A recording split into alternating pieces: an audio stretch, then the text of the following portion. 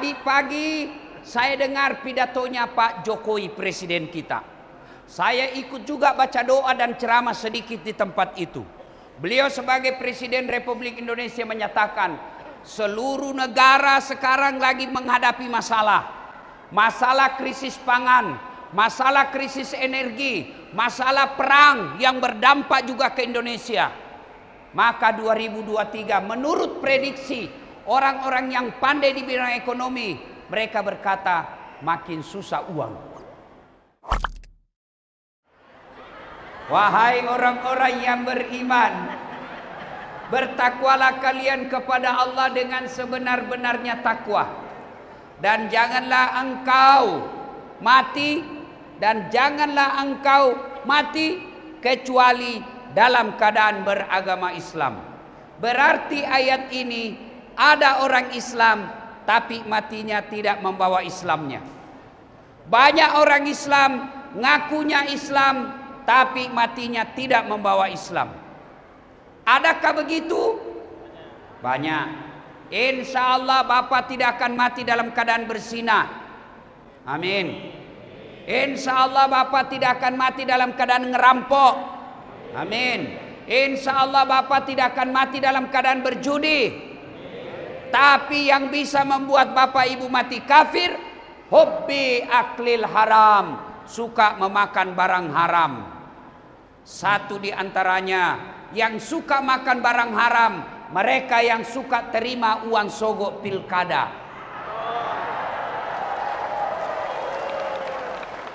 Tepuk tangan baru kau yang terima. Mau dicoblos wane piro?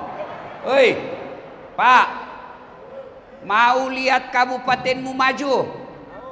Mau menikmati kepri sejahtera?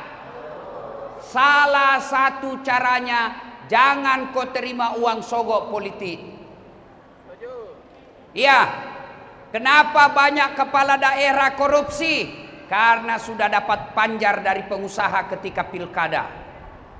Coba kalau pilkada murah, caleg yang datang orang-orang yang baik.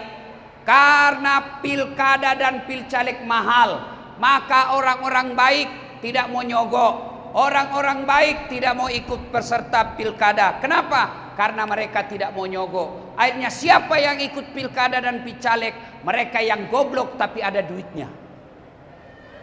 Akhirnya apa?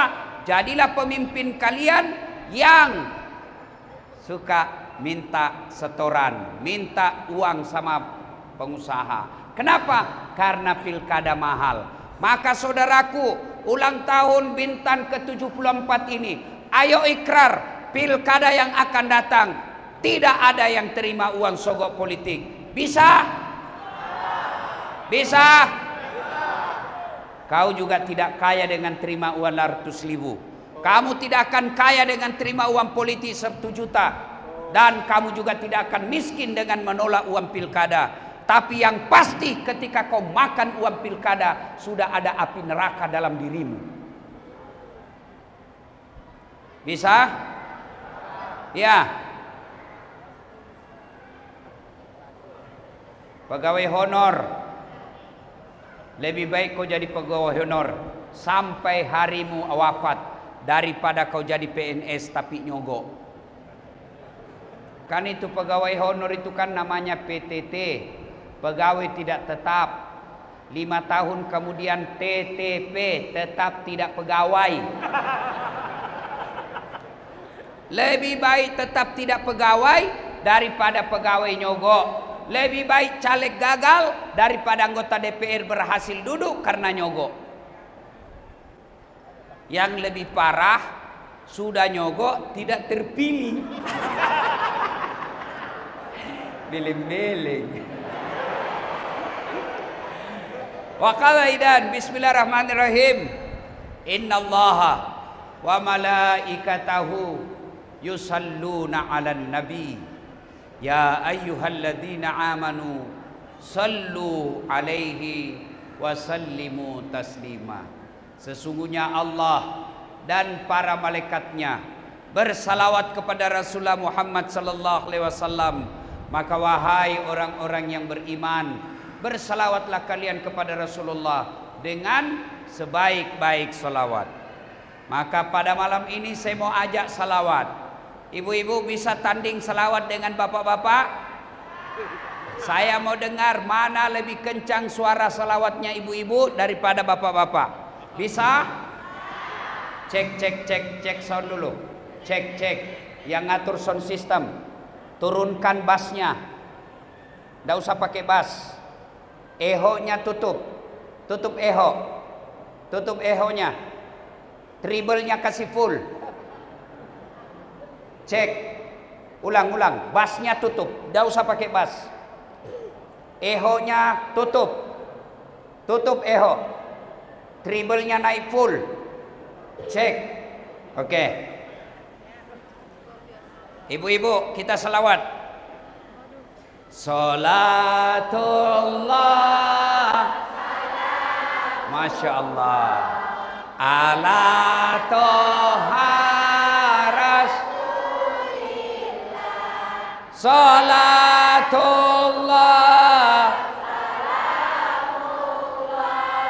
Ala Yasin.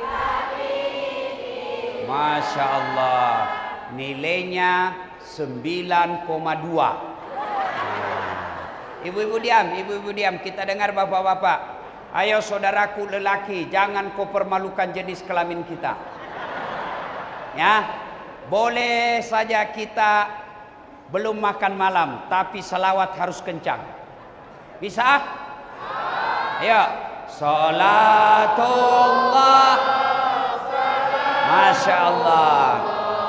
Ala toha Rasulillah. Salatullah. Salamullah. Ala Yasin. Masya Allah. Nilainya 9,5. Ibu-ibu diam, bapak-bapak diam. Diam kau semua. Kita dengar ini pejabat kita. Diam, diam, diam, diam. Kita dengar Pak Gubernur dan para pejabat yang ada di depan kita ini ya. Ayo Pak, jangan mempermalukan pejabat Kepri. Kapan lagi kita kerjai gubernur sama Pak Kajati? Ayo Pak Gub, ayo. Salatullah.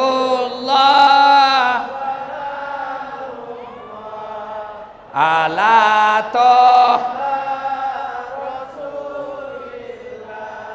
Salatullah.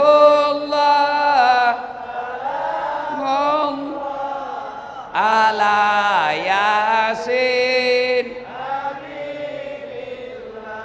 Nilainya 9,9. Ya, beliau yang belikan saya tiket.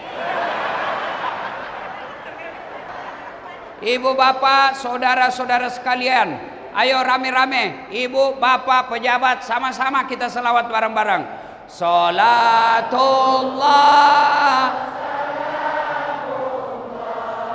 Ala toha Rasulillah. Salatullah.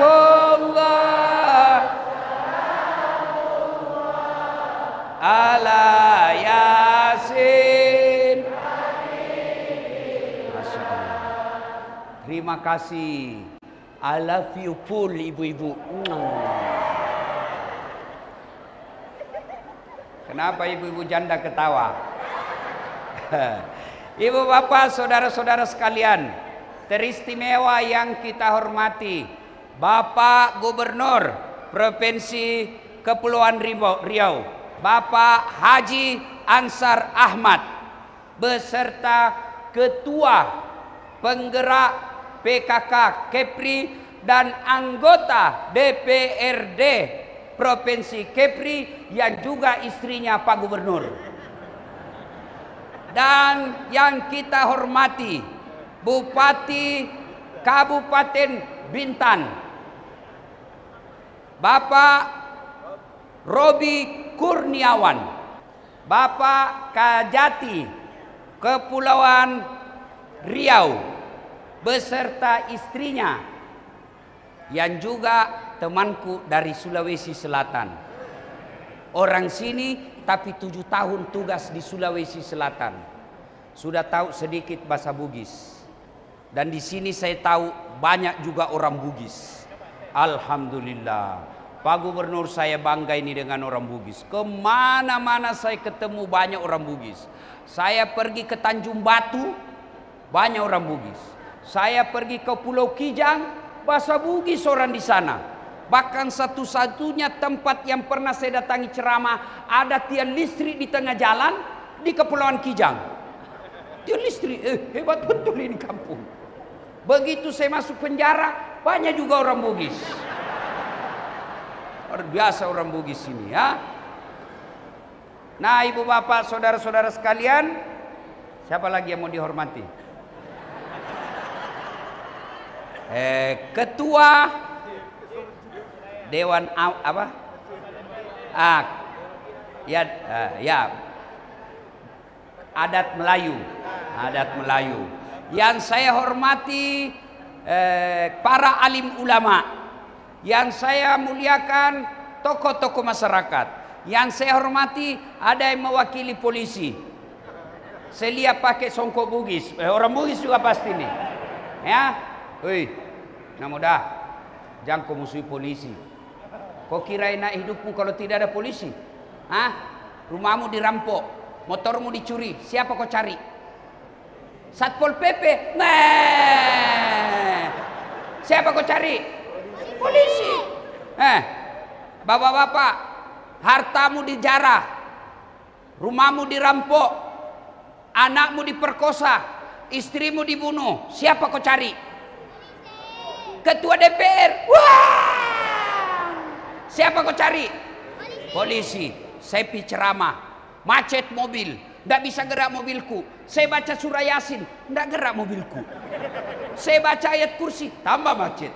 Begitu datang polisi, lancar. Makanya jangan musuhi polisi. Pun kalau ada polisi, kau melanggar, kau tidak lihat ini rambu-rambu. Saya lihat Pak. Kenapa kau langgar? Saya tidak lihat Bapak. Kenapa kau tidak lihat saya? Bapak sembunyi di tikungan. Itu polisi film India. Bukan polisi Indonesia. Polisi Indonesia selalu di hati kita. Polisi juga jangan musuhi ulama. Karena kalau bapak mati, siapa bungkus kok? Maka yang baik, polisi lindungi ulama. Ulama doakan bapak-bapak polisi bersinergi membangun Republik Indonesia. Pakai sotin-sotin juga. Kawin betul suamimu nanti. Nah, ibu bapak. Banyak yang kita mau sampaikan kesempatan ini, tapi waktu terbatas. Tadi pagi saya dengar pidatonya Pak Jokowi, presiden kita. Saya ikut juga baca doa dan ceramah sedikit di tempat itu. Beliau sebagai Presiden Republik Indonesia menyatakan, seluruh negara sekarang lagi menghadapi masalah. Masalah krisis pangan, masalah krisis energi, masalah perang yang berdampak juga ke Indonesia. Maka 2023 menurut prediksi orang-orang yang pandai di bidang ekonomi, mereka berkata makin susah uang. Apa Ibu? Makin susah uang. Ini saya lihat ini ibu-ibu depan saya ini, muka-muka susah semua ini. Iya toh? Iya. Mana ada orang tidak ada masalahnya dalam hidup ini? Ayo angkat tangan yang tidak ada masalahnya. Ini muka-muka penuh masalah semua ini. Ini ibu pikir saya tidak ada masalah? Masalah saya banyak. Sering tinggalkan istri, hampir tidak pernah ada di rumah. Kalau istriku marah, bukan masalah marah yang jadi masalahnya, bagaimana saya menghadapi dia marah. Itu masalah saya. Iya, Pak Gubernur 2 periode jadi bupati, sekarang jadi gubernur. Bapak ibu pikir tidak ada masalahnya? Masalah sekarang Pak Gubernur mau 2 periode. Iya toh? Mana ada orang tidak ada masalah? Bupati Bintan ini Bapak pikir tidak ada masalahnya? sama masalahnya bapaknya, mau 2 periode. Iya toh? Iya. Iya. Dasat Latif, ibu pikir tidak ada masalah dalam rumah tangga saya? Masya Allah, selama saya viral bu, banyak janda curhat. Ustaz, baru meninggal suami saya, kasih saya amalan yang membuat saya bisa tenang hatiku Ustaz. Saya kirimkanlah doa-doa. Lama-lama dia mulai WhatsApp lain-lain. Dia bilang, Ustaz, maukah Ustaz menjadi imam dalam hidupku? Saya bilang, saya mohon maaf ibu, saya bukan imam, saya penceramah. Mana ada orang tidak ada masalahnya? Iya, semua kita punya masalah. Pak Kajati, Bapak pikir tidak ada masalahnya? Ada masalahnya. Apa? Sudah dekat pensiun. Iya toh Pak? Iya. Nah, semua orang punya masalah. Ayo. Maka berarti masalah kita bukan masalah. Masalah kita bagaimana cara menghadapi masalah. Itu masalah kita. Jangankan ibu-ibu, Nabi, kurang apa solehnya Nabi? Kurang apa ibadahnya Nabi? Kurang apa doanya Nabi makbul? Tapi apakah Nabi tidak ada masalah dalam hidup? Masalah beliau juga banyak. Aisyah pernah difitnah selingkuh. Rasulullah pernah 3 hari 3 malam tidak makan sampai Hasan Hussein pucat. Beliau dalam berdakwah bukan dibully, diperangi bahkan sampai mau dibunuh beberapa kali. Itu Nabi, apalagi kita. Berarti Nabi ada masalahnya, gubernur ada masalahnya, Kajati ada masalahnya, bupati ada masalahnya, istri pejabat ada masalahnya, dasat ada masalahnya. Berarti yang jadi masalah bukan masalah kita. Masalah kita adalah bagaimana menghadapi masalah itu. Sebagai oleh-oleh ulang tahun ke-74 Kabupaten Bintan, saya kasih hadiah untuk dibawa pulang. Cara mengatasi masalah dalam hidup ini. Yang pertama ibu, kalau ada masalah, yang pertama takarrub ilallah. Ada masalahmu bu, dekat kau dengan Allah, bukan dekat dengan bupati. Dekat dengan bupati, bupati ada masa jabatannya, gubernur ada masa habis jabatannya. Tapi kalau kau bersandar kepada Allah, Allah tidak akan pernah hilang, Allah tidak akan pernah lenyap. Maka mintalah pertolongan kepada Allah.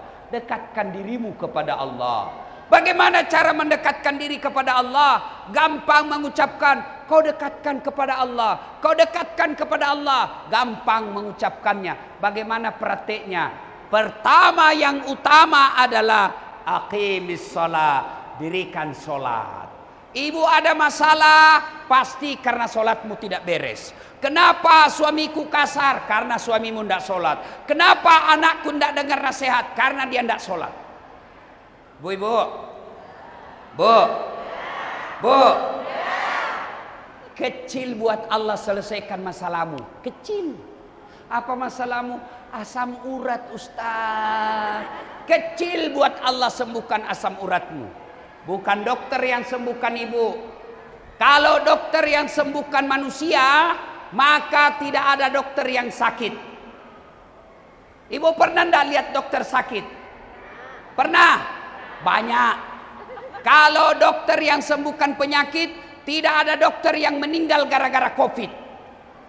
Tapi banyak juga dokter yang meninggal gara-gara COVID. Berarti siapa yang sembuhkan ibu? Allah. Maka kalau ibu mulai sakit, yuk koreksi sholat. Berarti sholatku tidak bagus. Saya sholat Ustaz. Betul ibu sholat tapi tidak ikhlas. Hayya 'alas shalah. Asar lagi. Barusan saya sholat duhur. Kok tidak ikhlas? Saya sholat Ustaz. Betul ibu sholat tapi tidak ikhlas. Mana buktinya? Itu juga pakaianmu kau pakai mencuci. Itu juga kau pakai tidur. Itu juga kau pakai masuk toilet. Itu juga kau pakai mencuci. Kau pakai ke pasar. kau pakai lagi sholat. Salah? Tidak. Tapi itu buktinya kalian tidak serius menghadap Allah. Malah ada ibu-ibu yang tanya, Ustadz, boleh enggak sholat tidak pakai BH? Kenapa ibu? Dia bilang panas Ustadz. Boleh, tapi bayangkan itu kalau ibu ruku.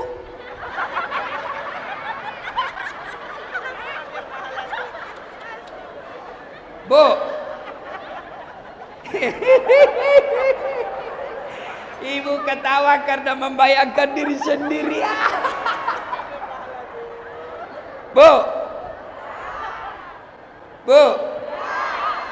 kalau ibu tidak pakai BH sholat, bayangkan bagaimana perasaannya ibu gubernur.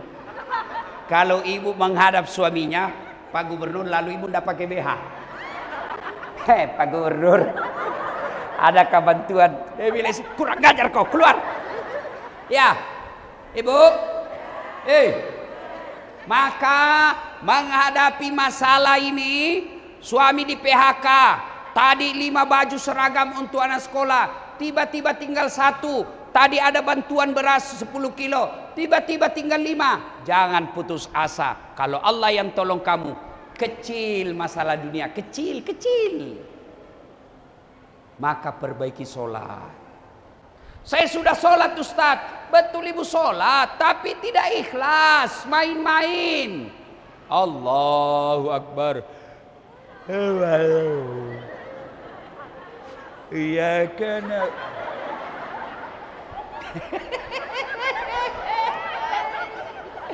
Iya toh Pak. Bapak kan sholat main-main. Allahu Akbar.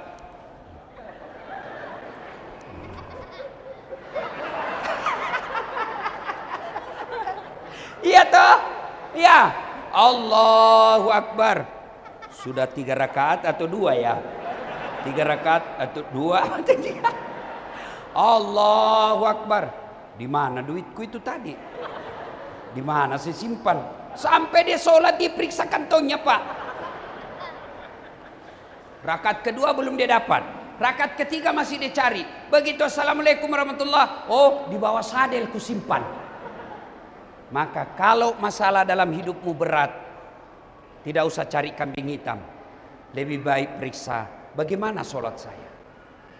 Kalau sholat baik, mustahil Allah sengsarakan hidupmu. Masa orang baik sholatnya, sengsara hidupnya? Tuhan apa itu yang kasih sengsara hidupnya orang baik sholatnya? Memang kita sholat, tapi belum sesuai yang Nabi mau.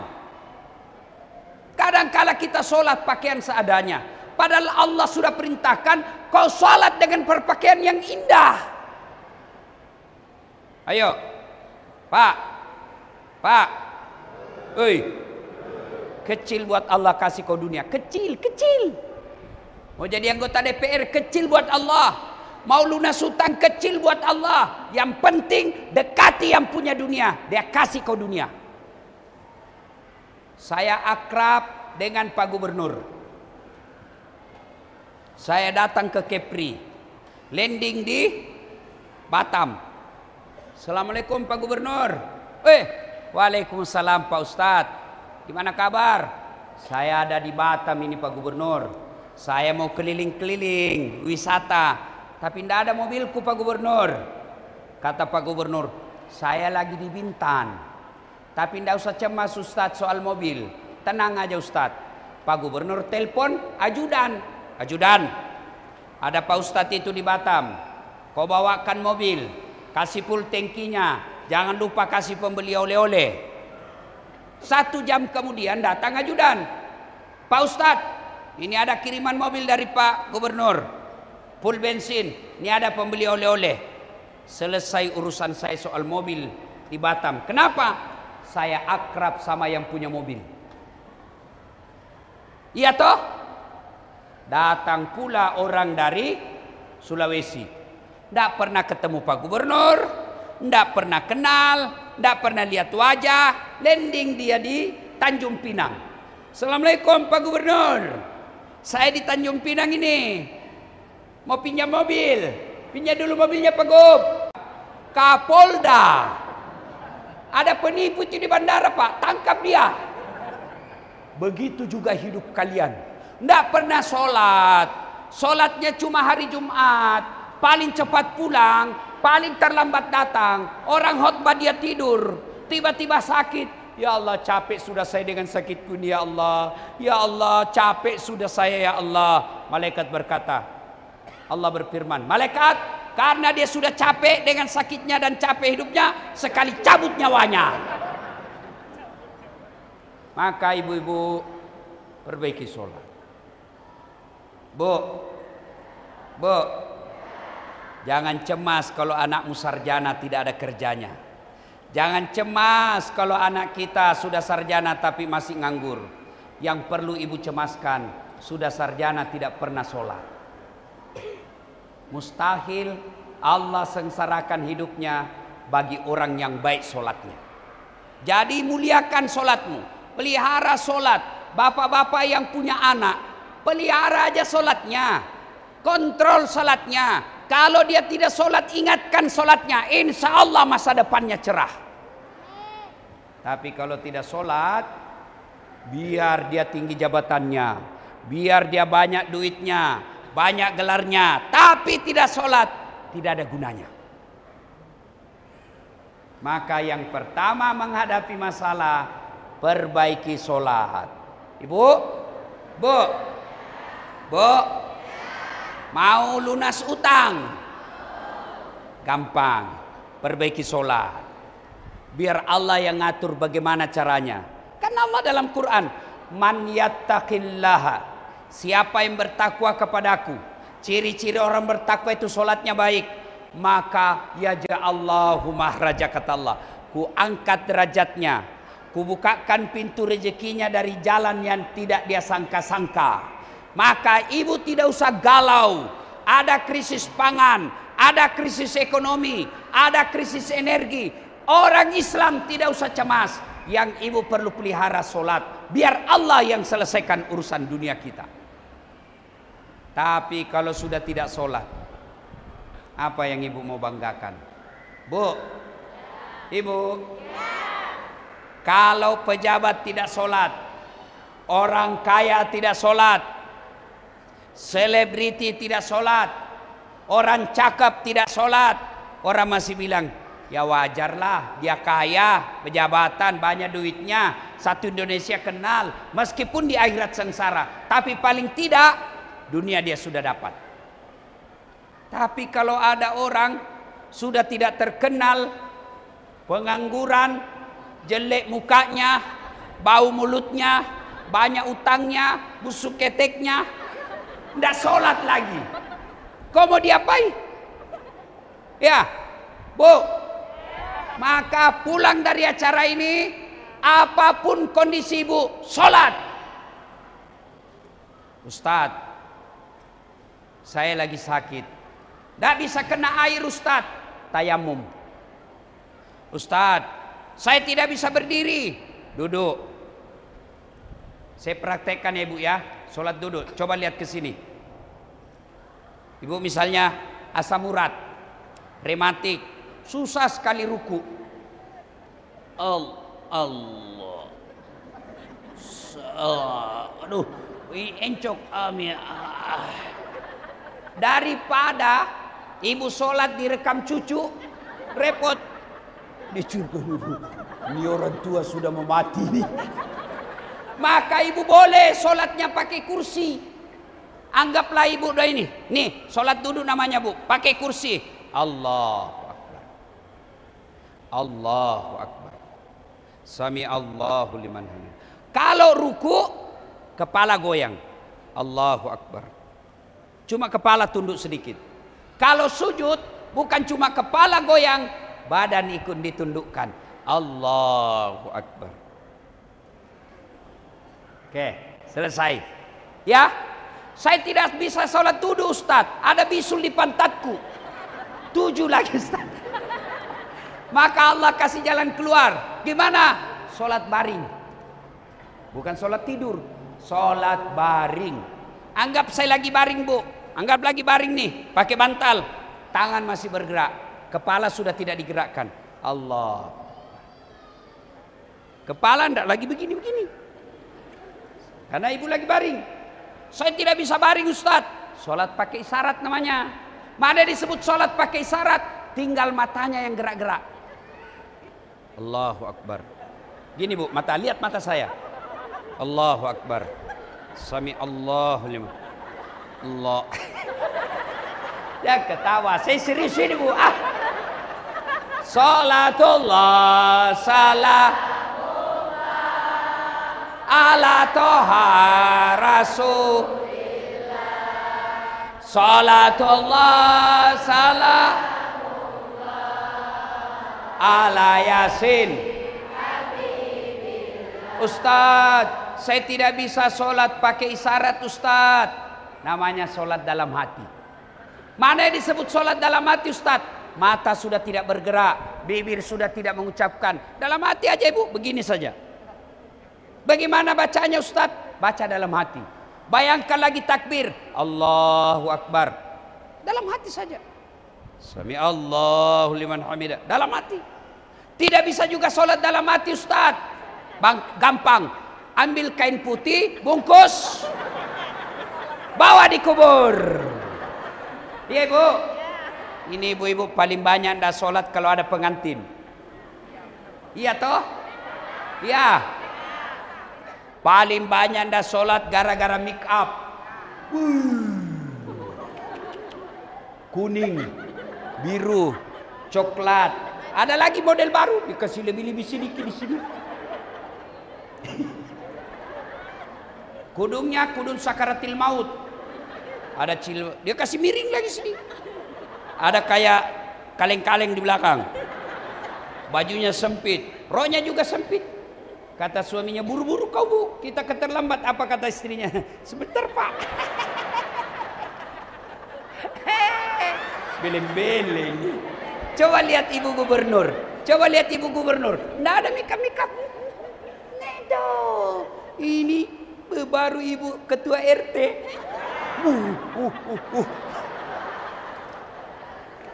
Ayo, kalau ibu terlalu banyak makeup, pasti ibu malas sholat. Kenapa? Salon 200.000 ini.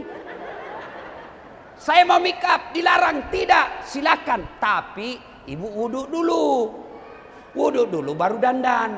Sudah itu tahan kentut. Biar sudah tapi sedikit aja Ustaz, ndak habis, tetap batal. Bu, Pak, bagaimanapun kondisinya Bapak, sholat. Sholat. Kalau anaknya Bapak tidak lihat sholat, kata Nabi, 7 tahun ajar anakmu sholat. 7 tahun. 10 tahun masih tidak mau sholat, pukul mereka. Tapi kita lebih bangga kalau anak kita pandai bahasa Inggris, tapi tidak malu kalau dia tidak tahu sholat. Kita merasa hebat anak kita kalau dia pandai bahasa Korea. Kita tidak khawatir anak kita Jumat tidak datang sholat. Padahal kalau anak-anakmu tidak sholat, tidak ada semua gunanya prestasi. Maka kesimpulan pertama menghadapi masalah kali ini adalah takarrub ilallah. Gimana cara takarrub ilallah? Adalah sholat. Yang kedua, menghadapi masalah ini, wala tai'asu min rauhillah, kata Allah. Jangan kau putus asa. Selesai sholat, minta pertolongan Allah. Berdoa, berdoa. Doa itu tidak harus bahasa Arab. Bu, ibu, bu, ibu, mau saya ajarkan doa anak soleh yang bisa jadi ulama besar. Mau ibu? Ayo ikut sama-sama kita doa. Ini doa anak supaya anaknya jadi ulama. Ayo. Bismillahirrahmanirrahim. Allahumma barik lana bima razaqtana. Asal ikut saja. Itu doa makan ibu. Ibu hafal tapi tidak tahu artinya, jadi asal ikut. Itu maknanya. Ibu kadangkala tidak sampai doa karena ibu tidak tahu apa yang ibu minta. Berdoa tidak harus bahasa Arab. Ibu boleh pakai bahasa Melayu, boleh pakai bahasa Jawa, boleh pakai bahasa Jambi, boleh pakai bahasa Bugis, bahkan boleh pakai bahasa isyarat. Boleh. Daripada ibu bahasa Arab tidak tahu artinya, nanti bingung malaikat. Apa maksudnya ini ibu? Lain di bibir, lain di hati. Doa yang ingin disampaikan, ya Allah, dalam hatinya, pelihara suamiku agar dia setia. Ternyata doa yang dia baca, doa minta hujan. Maka boleh pakai bahasa apa saja. Bahkan boleh pakai bahasa isyarat. Amin ya Allah.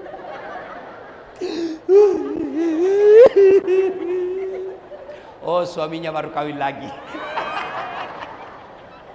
Ya ibu, minta kepada Allah, seberat apapun beban ini, sekecil apapun penderitaan kita, sebesar apapun beban hidup, kecil besar, tetap minta pertolongan kepada Allah. Sesuai janji Allah, ud'uni astajib lakum. Berdoa kepadaku, pasti saya kabulkan. Maka menghadapi masalah, doa.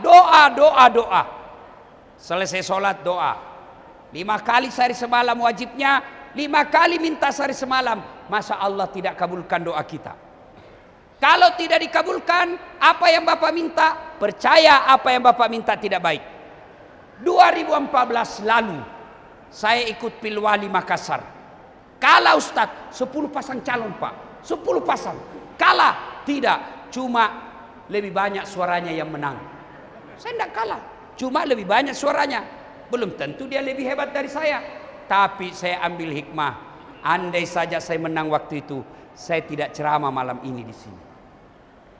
Allah kasih yang terbaik. Bapak-bapak caleg, sudah sosialisasi, sudah pasang baleho, sudah sumbang jilbab, tidak terpilih. Percaya apa yang Bapak minta tidak baik. Kita hanya wajib berdoa, hasil serahkan kepada Allah Subhanahu wa taala. Yang ketiga, menghadapi masalah ini, setelah sholat perbaiki, kemudian banyak berdoa. Yang ketiga, rapatkan persaudaraan. Jangan bertengkar. Ulang tahun ke-74 akan ada pilkada, akan ada pilpres, akan ada pilcaleg. Boleh berbeda pilihan, tapi jangan kemusuhan.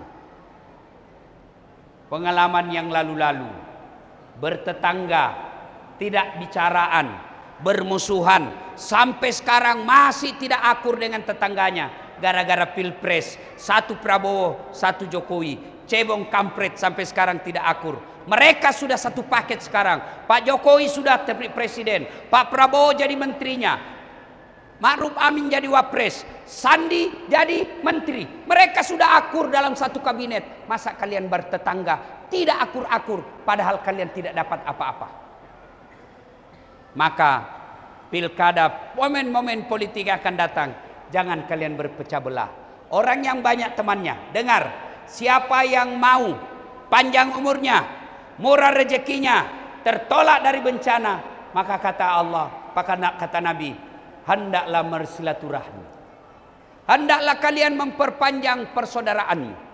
Saya selalu sering sampaikan, saya tidak kaya, saya tidak banyak duit, tapi banyak temanku. Temanku banyak duitnya. Saya tidak banyak duit Pak, tapi banyak teman saya. Temanku yang banyak duitnya. Saya di Makassar hampir tidak pernah laku duit saya. Kenapa? Kemana-mana ada yang bayarkan. Saya pergi pasar ibu. Makanya mamanya Cek, istri saya, senang sekali kalau saya ke pasar. Kenapa? Tidak laku duit saya bu. Baru saya turun dari mobil, sudah ada yang teriak, Assalamualaikum Ustaz. Dalam hatiku aman dan terkendali. Oh, kalau saya ke pasar itu, saya bawa keranjang, ada isi telur. Berapa Ji? Tidak usah Ustaz. Tidak enak masih pagi-pagi. Dalam hatiku, memang itu yang kutunggu. Allahu Akbar. Saya pergi kantor polisi, memperpanjang SIM. Baru saya turun, dilihat sama Kapolres Tabes. Ada Pak Ustaz. Assalamualaikum Ustaz. Waalaikumsalam. Siap komandan. Ada apa ini Ustaz pagi-pagi? Perpanjangan SIM komandan. Panggil Kasat Lantas. Bantu Ustaz ya. Mudahkan. Jangan lagi kau minta uangnya. Dosa kau minta uang Ustaz. Selesai. Iya toh. Maka bodoh kita kalau memperbanyak musuh. Biarkan orang musuh kita, tapi jangan kita yang musuhi mereka. Maka saudaraku, 3 kiat menghadapi masalah ini. Saudara, persatuan. Wa'tasimu bihablillahi jami'an wa la tafarraqu. Berpegang teguhlah engkau kepada tali persaudaraan agama Allah dan janganlah engkau bercerai-berai. Kata Nabi, umatku itu seperti badan ini. Coba lihat badan kita, Pak. Tangan kanan gatal tanpa diundang kiri yang garuk. Tangan kiri yang gatal tanpa diundang kanan yang garuk. Gatal dua-duanya kerjasama. Iya toh? Coba lihat. Saya jalan malam-malam, tahan tuh kaki. Aduh, kaki tahan tuh. Seluruh badan saya merasakannya. Yang pertama bereaksi mulut. Oh. Aduh. Iya toh? Yang kedua bereaksi mata, cari. Mana dia? Yang ketiga mulut meniup. Yang keempat tangan mengusap. Padahal kaki yang bermasalah. Tidak ada orang tahan tuh kakinya. Rasa kok. Jalan memang kau. Suka bodoh ini, bodoh. Mana? Maka begitu mestinya kita di Kepri. Provinsi kita provinsi yang baru. Yang tadinya dengan Riau. Sekarang menjadi provinsi Kepulauan Riau. Kalian tidak akan maju. Dan ketinggalan dari provinsi induk. Kalau kalian berpecah belah. Kalau mau maju Kepri. Saudaralah kalian. Persaudaraan. Modal dalam membentuk kekuatan. Dengan ada kekuatan, maka kalian akan bisa melakukan apa saja. Satu sakit, yang lain ikut merasakannya. Inilah makna dari wa'tasimu bihablillahi jami'an wa la tafarraqu. Berpegang teguhlah engkau kepada tali persaudaraan agama Allah dan janganlah engkau bercerai-berai. Saya tahu pesannya ini dia kasih keras mic, itu artinya Ustadz sudah selesai karena sudah tengah malam. Nah, ibu bapak, saudara-saudara sekalian, banyak yang ingin kita sampaikan, tapi waktu yang terbatas. Kesimpulan menghadapi masalah: 1, dekatkan diri kepada Allah, sempurnakan sholatmu. Yang kedua, banyak-banyak minta tolong kepada Allah. Yang ketiga adalah rapatkan persaudaraan. Dan yang keempat, bersalawatlah kepada Rasulullah Muhammad sallallahu alaihi wasallam. Saya kagum sama Pak Gubernur. Hampir seharian saya sama Pak Gubernur. Tadi di atas mobil saya dibawa jalan-jalan keliling, lihat ini. Sepanjang jalan kadangkala beliau baca salawat. Saya dengar-dengar, hebat juga ini Pak Gubernur. Boleh tanding Pak Gubernur. Kumpul seluruh gubernur yang ada di Indonesia, termasuk menteri-menterinya, hafal salawat yang tadi disampaikan. Kira-kira seluruh gubernur, hanya beliau gubernur Kepri yang hafal salawat tadi. Jangankan sama gubernur, sama kamu aja banyak yang hafal.